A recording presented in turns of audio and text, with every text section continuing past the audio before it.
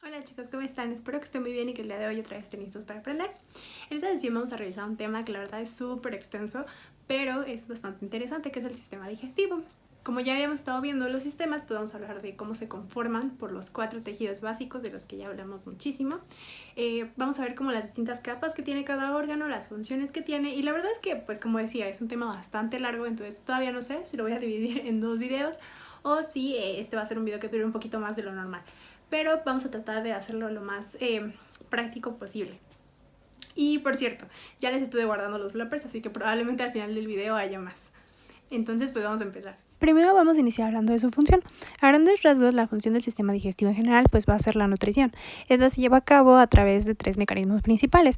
La primera va a ser la digestión, ya sea mecánica o química, es decir, mecánica a través de los movimientos y la peristalsis que se lleva en este sistema, y la química a través de enzimas que van a digerir estos alimentos para poder hacerlos pues moléculas más pequeñas que puedan ser posteriormente absorbibles, que es el segundo mecanismo, para obtener pues los nutrientes necesarios de ellos. Y una vez obtenidos, pues se desecha todo lo que ya no se necesita a través de la eliminación de la materia fecal. El sistema digestivo se va a componer primero de manera más superior por la cavidad oral, que a su vez va a estar compuesta por algunas estructuras como son los labios, los dientes, el paladar, las mejillas y la lengua. Después vamos a tener todo lo que es el tubo digestivo, que va a estar conformado por el esófago, el estómago, el intestino tanto grueso como delgado, el recto y el ano. Y al último vamos a tener lo que son las glándulas accesorias, que van a involucrar justo las glándulas salivales, que también podrían ser un componente de la cavidad oral, el hígado, el páncreas y la vesícula biliar. Para fines de este video, pues solamente vamos a revisar la parte de la cavidad oral y el tubo digestivo. Entonces, iniciando con la boca, esta va a tener 2 componentes que van a ser el vestíbulo, que va a ir desde los labios hasta los dientes, es esa región, ese espacio que posteriormente va a conformar a la cavidad oral, que es ya a partir de detrás de los dientes. Esta va a estar revestida por una mucosa que va a tener un epitelio plano estratificado y una lámina propia de tejido conjuntivo laxo. Vamos a tener 3 tipos de mucosa que van a rodear distintas zonas de la cavidad oral. Primero vamos a tener a la mucosa de revestimiento. Esta va a estar formada por un epitelio plano estratificado sin estrato córneo y que a esta altura va a tener glándulas salivales menores. Esta va a tapizar a los labios, las mejillas, el paladar blando y el piso de la boca. Después tenemos a la mucosa masticatoria. Esta va a tener un epitelio plano estratificado queratinizado con una lámina propia de tejido fibroso que va a estar unida directamente al hueso porque va a tapizar pues la región periodontal. Esta mucosa va a ser la que recibe directamente esa fricción de las cargas masticatorias cuando introducimos la comida. Y bueno, por último está la mucosa especializada. Esta va a estar compuesta por papilas y corpúsculos gustativos que, como su nombre lo dice, se van a encargar de detectar estos estímulos del sentido del gusto. Se van a localizar pues en toda la superficie de la lengua. El primer componente que hablábamos de la cavidad oral eran los labios. Estos van a tener distintas regiones. Primero vamos a tener la cara externa, que va a estar formada por piel delgada, que va a tener anexos cutáneos, como los folículos pilosos y las glándulas tanto sebáceas como sudoríparas. Después vamos a tener la parte del bermellón, que es una zona de transición que no va a tener anexos cutáneos y que va a estar muy vascularizada y por eso tiene ese color como rojo tan característico. Y por último vamos a tener la mucosa labial, que ya se localiza en la parte interna de los labios y esta va a tener una mucosa de revestimiento de la que ya mencionábamos. Otro componente que podemos encontrar en la cavidad oral van a ser las amígdalas, que van a ser una acumulación de nódulos linfoides, que pues ya habíamos estado platicando que existen 4 tipos en el tema de tejido linfoide. Los órganos más importantes para la masticación de la cavidad oral van a ser los dientes. Estos van a estar clasificados de acuerdo a su función y a su forma, pero histológicamente van a ser prácticamente similares todos. Van a estar formados por 3 tejidos duros, que van a ser el esmalte, que está compuesto por un componente denominado hidroxiapatita cálcica, casi en su 100%, además de un pequeño porcentaje de agua y otros iones, que van a estar producidos por los ameloblastos y va a ser el tejido más duro de todo el organismo. Vamos a tener después la dentina, que también está formada por hidroxiapatita, pero en una menor cantidad. Esta también va a tener otros componentes como es fibras de colágeno o agua. Esta es la que le da el color a los dientes y va a amortiguar el impacto de la masticación y va a estar producida por los odontoblastos. Y por último vamos a tener al cemento. Este es un material que es muy similar al hueso, pero va a ser avascular y este va anatómicamente a cubrir la raíz de los dientes. Otro órgano muy importante de la cavidad oral va a ser la lengua. Este es un órgano muscular que va a tener músculo esquelético distribuido en haces y fibras de diferentes ángulos para que le den toda esta capacidad de alta flexibilidad y movimiento. Vamos a dividirla en raíz de la lengua, que va a ser el primer tercio posterior, y en cuerpo de la lengua, que va a localizarse en los 2 tercios anteriores. Esta división se hace a partir de un surco que va a tener una forma de V, que por eso se le va a llamar justo así, V lingual. Dentro de los componentes de la lengua van a estar las papilas. Vamos a tener distintos tipos de los que vamos a ir hablando específicamente. Vamos a tener las papilas circunvaladas, las foliadas, las filiformes y las fungiformes. Proyecciones o vaginaciones denominadas papilas van a distribuirse en distintos lugares de la lengua. Vamos a tener las filiformes, que se van a encontrar en toda la parte anterior del cuerpo de la lengua, las fungiformes, que esas van a estar principalmente en la punta, las foliadas, que se van a encontrar en los bordes laterales de la lengua, y las circunvaladas, que van a estar sobre todo en la parte anterior a la bilingual. Todas estas van a estar cubiertas por un epitelio plano estratificado, pero van a tener distintas características. Las papilas filiformes van a tener un epitelio plano estratificado con estratocórneo. Esto es porque su función es mecánica, se van a encargar de raspar el alimento para irlo deshaciendo en cachos más chiquitos y pues por lo tanto no van a tener corpúsculos gustativos. El resto de las papilas van a tener un epitelio plano estratificado sin estratocórneo porque su función sí va a ser gustativa, es decir que sí van a tener estos corpúsculos gustativos que van a ser unos receptores para el gusto, que es la diferencia entre las papilas y los corpúsculos. Entonces, suponiendo que esto es una papila circunvalada, pues vamos a dibujar su epitelio plano estratificado sin estratocórneo y en la parte basal su tejido conjuntivo. De manera intraepitelial vamos a encontrar a estos cuerpos ovoides que van a ser receptores para el gusto denominados corpúsculos o botones gustativos. De manera apical va a tener un poro gustativo que va a proyectar unas microbiosidades que van a aumentar el área de detección del sabor y de manera inferior va a tener unas proyecciones que van a conjuntarse a formar el nervio aferente que va a transmitir esta información sensorial. Van a haber 3 tipos de células diferentes de acuerdo a su función. Vamos a tener las sensoriales, que van a ser las que reciben este estímulo como tal, las de sostén, que le van a dar apoyo a estas células receptoras, y las basales, que se van a encargar de regenerar estas 2 últimas. Existe otro componente importante de las papilas circunvaladas que van a ser las glándulas salivales menores de tipo seroso, que también se denominan de Bob-Ebner. Estas se van a encontrar en la base de los surcos y su función va a ser limpiar los restos de comida para que los corpúsculos gustativos respondan ante nuevos estímulos. Para hablar histológicamente del tubo digestivo tenemos que comprender que este va a estar conformado por 4 capas importantes que van a variar sus características dependiendo de la región a lo largo del tubo digestivo de la que estemos hablando. Primero vamos a tener la capa mucosa, que va a estar formada por un epitelio de revestimiento que va a tener variaciones dependiendo de la zona, una lámina propia que generalmente va a ser tejido conjuntivo laxo con presencia de vasos sanguíneos, de glándulas y de tejido linfoide. También vamos a tener una muscular de la mucosa, que va a ser una capa limitante, que va a tener músculo liso en 2 capas diferentes. Va a ser una interna circular y una externa longitudinal. Después vamos a tener una capa denominada submucosa, que va a estar formada por tejido conjuntivo denso irregular.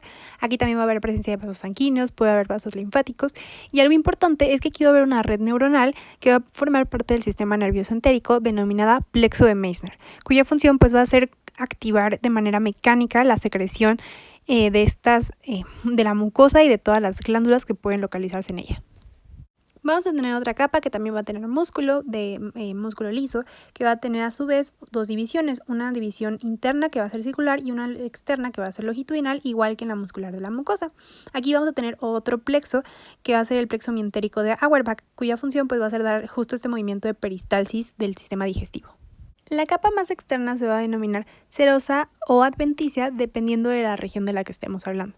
Cuando vemos que el órgano del sistema digestivo es intraperitoneal, va a estar cubierto por un componente de mesotelio con tejido conjuntivo laxo que se va a denominar serosa, y cuando el órgano es retroperitoneal, este se va a adherir al cuerpo a través de la adventicia, que va a ser tejido conjuntivo irregular. El primer órgano del que vamos a hablar, que es el esófago, es un órgano tubular que va a conducir el bolo alimenticio desde la faringe hasta el estómago. Este va a tener igual las capas que ya mencionábamos, la mucosa, la submucosa, la muscular externa y la adventicia. En el caso de la mucosa va a tener un epitelio plano estratificado sin estratocórneo y la presencia de células de Langerhans, que son células presentadoras de antígenos que participan en el sistema inmune. La lámina propia, que igual va a estar conformada por tejido conjuntivo laxo, y aquí la característica va a ser que va a haber presencia de glándulas esofágicas cardiales que van a producir un moco que va a revestir y lubricar al esófago para el paso de la comida. Después vamos a tener a la muscular de la mucosa. Esta en realidad es casi inexistente, va a haber muy poquita y solamente hasta la porción más distal del esófago va a tener una capa longitudinal de músculo liso. La siguiente capa, que va a ser la submucosa, va a tener el que ya comentábamos, tejido conjuntivo denso irregular, va a haber fibras nerviosas con células ganglionares que van a producir el plexo de Meissner, y una característica histológica muy individual del esófago es que al nivel de submucosa también va a tener glándulas. Van a estar las glándulas esofágicas, que van a ser glándulas tubuloacinares, tanto mucosas como serosas, que van a secretar pepsinógeno y lisozima. Para la capa muscular externa va a depender del tercio del que estemos hablando. En el tercio superior del esófago va a haber un músculo esquelético que va a tener como función pues la deglución. Después en el medio vamos a tener una combinación entre el músculo esquelético y el músculo liso que se va a localizar prioritariamente en la porción inferior. Además de que a esta altura vamos a encontrar igual el plexo de Auerbach que ya comentábamos, y se va a formar aquí los dos esfínteres, el superior y el inferior, que va a tener el esófago. La última capa, antes de entrar a la cavidad abdominal, va a ser una adventicia, mientras que una vez que va a cruzar el diafragma se va a convertir en serosa. El siguiente órgano va a ser el estómago, que es la porción más dilatada del tubo. Esto va a seguir la digestión a través físicamente de sus contracciones para mezclar el bolo alimenticio con la parte química, que es el jugo gástrico. Este igual va a tener todas las capas que ya mencionábamos con ciertas características cada una. Primero pues va a estar a nivel epitelial cubierto por un epitelio cilíndrico simple, mucosecretor, que va a proteger a la mucosa de este ácido gástrico.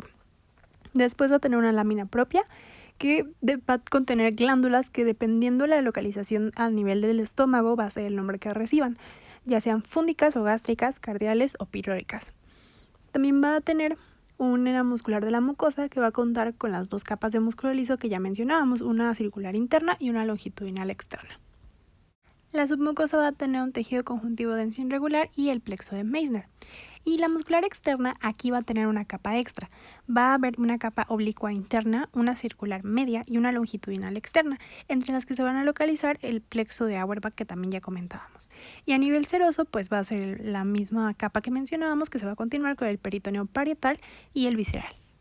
En la superficie de la mucosa va a haber unas invaginaciones denominadas fositas o criptas que van a desembocar en las glándulas fúndicas. Estas van a ser unas glándulas tubulares simples ramificadas que se van a extender hasta la muscular de la mucosa y van a estar compuestas por distintos tipos celulares. Entre ellos vamos a tener las células de recubrimiento de la superficie que van a formar parte del epitelio. Después, a nivel de cuello, vamos a tener unas células mucosas que pues van a ser cilíndricas, van a tener microvellosidades y unos gránulos secretores apicales que van a secretar este moco soluble, que es diferente al producido por las células superficiales pero tiene la misma función. Después vamos a tener las células parietales u oxínticas, que van a tener de manera apical unas invaginaciones que se van a denominar canalículos intracelulares. Esos canalículos van a tener muchas vesículas y microvellosidades que van a formar el sistema túbulo vestibular, que va a contener un reservorio de bombas ATPasa que van a participar en la producción del ácido clorhídrico. Además del ácido clorhídrico, estas células van a producir el factor intrínseco que va a ayudar a fijar la vitamina B12 para que pueda ser absorbida correctamente en el intestino. Después vamos a tener a las células principales o simógenas, que van a tener unos gránulos apicales que van a producir simógenos, es decir, enzimas inactivadas, como son el pepsinógeno y la lipasa gástrica, que van a participar en la digestión. Y también vamos a tener a las células SNED o del sistema neuroendocrino difuso, que también se les conoce como enteroendocrinas, que van a estar dispersas alrededor de la mucosa y van a producir distintos tipos de péptidos de tipo hormonal, y pues hay al menos 17 tipos diferentes. La porción más larga del tubo digestivo va a ser el intestino delgado, que va a tener 3 regiones, el duodeno, el yeyuno y el ilion, que van a participar principalmente en la absorción. Estos histológicamente son bastante similares, pero tienen algunas diferencias específicas que vamos a comentar. Por ejemplo, las modificaciones de mucosa características del intestino delgado van a ser las vellosidades. Estas van a encontrarse en mayor cantidad en el duodeno.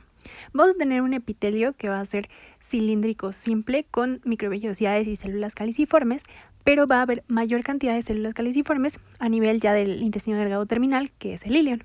En la lámina propia vamos a encontrar pues lo que ya conocemos, el tejido conjuntivo laxo, pero además una característica va a ser la presencia de unas denominadas placas de Peyer, que son nódulos linfoides que se van a localizar justamente en el ilion. También vamos a tener una muscular de la mucosa, que va a ser pues similar a la disposición que ya comentábamos de todo el tubo digestivo, y vamos a tener una submucosa. En la submucosa vamos a encontrar característicamente unas glándulas denominadas de Brunner que se van a encontrar principalmente en el duodeno y que van a tener una secreción alcalina para contrarrestar el ácido que proviene del estómago. En cuanto a la muscular externa y la serosa, pues igual van a tener la disposición general que ya platicamos del tubo digestivo. Ahora hablábamos de estas vellosidades que son las protrusiones de lámina propia que van a estar cubiertas por epitelio. Y entre los espacios en estas vellosidades se van a encontrar unas glándulas tubulares simples llamadas criptas de Leeuwenhoek que van a tener distintos tipos celulares. Primero tenemos a los enterocitos, que van a ser células que de manera apical van a presentar microvellosidades que van a incrementar la superficie para la absorción, que es su función principal. Pero también van a secretar enzimas que van a participar en el proceso de la digestión.